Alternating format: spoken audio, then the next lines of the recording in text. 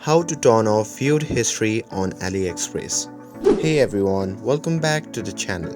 In today's video, I'll show you how to disable your viewed history on AliExpress. So if you're tired of seeing your past items you have browsed but just want to keep your shopping private, this guide is for you.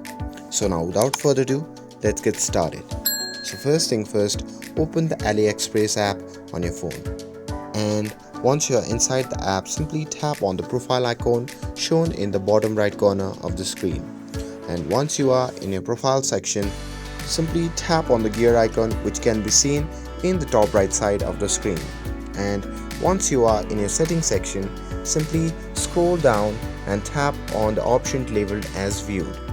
Now here inside this app, you can see the option labeled as viewed with the toggle button.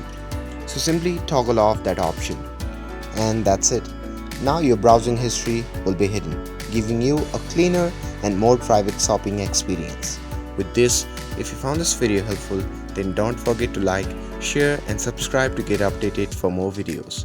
Thanks for watching, and I'll see you in the next video.